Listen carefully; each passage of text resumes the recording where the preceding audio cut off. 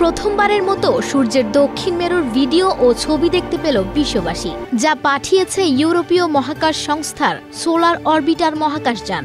এই অসাধারণ ছবি ও ভিডিওর মাধ্যমে সূর্যের শান্ত অবস্থা থেকে তীব্র জোরো রূপে রূপান্তর কিভাবে ঘটে, এই ভিডিও থেকে সেটা আরও ভালোভাবে বোঝা যাবে।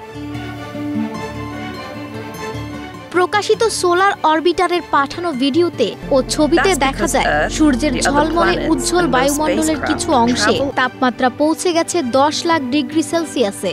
মাঝে মাঝে রয়েছে অন্ধকার মেঘের মতো গ্যাসের স্তর, যেগুলো অপেক্ষাকৃত ঠান্ডা হলেও প্রায় 1 লাখ ডিগ্রি সেলসিয়াস পর্যন্ত উত্তপ্ত হয়। এই গবেষণা অত্যন্ত গুরুত্বপূর্ণ, কারণ সূর্যের তীব্র কার্যকলাপ কখনো কখনো পৃথিবীর স্যাটেলাইট যোগাযোগ ব্যবস্থা ও বিদ্যুৎ গ্রিডে বড় ধরনের ব্যাঘাত ঘটাতে পারে। পৃথিবী থেকে সূর্য এত উজ্জ্বল যে একে দেখতে একটি চাকতির মতো মনে হয়, তবে বিশেষ ফ্রিকোয়েন্সি ও ফিল্টার ব্যবহারের মাধ্যমে বিজ্ঞানীরা সূর্যের প্রকৃত রূপ দেখতে পান। এটি একটি গতিশীল তরল বল, যার উপরিভাগে চৌম্বক ক্ষেত্র গড়ে উঠে ঘুরছে এবং বায়ুমণ্ডলে অগ্নিশিখা ও গ্যাসের লুপ তৈরি করে। এসব চৌম্বক ক্ষেত্রই নির্ধারণ করে কখন সূর্য তীব্র রূপ ধারণ করে এবং পৃথিবীর দিকে বিভিন্ন কণিকা ছুড়ে দেয়।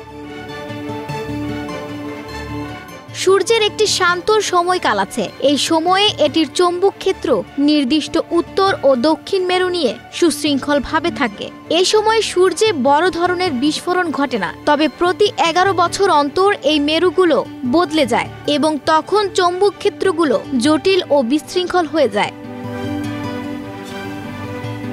চৌম্বক ক্ষেত্র জটিল ও বিশৃঙ্খল হলে সূর্য তার এই অতিরিক্ত শক্তি বের করে দিতে চেষ্টা করে। এর ফলে সূর্য থেকে শক্তিশালী সৌরঝড় পৃথিবীর দিকে ছুটে আসে। এই ঝড়গুলো স্যাটেলাইট যোগাযোগে বিঘ্ন ঘটাতে পারে এবং বিদ্যুৎ গ্রিডের সমস্যা সৃষ্টি করতে পারে। তবে একই সময়ে এসব ঘটনার ফলে দেখা যায় চোখ ধাঁধানো অরোরা বা মেরুজ্যোতি।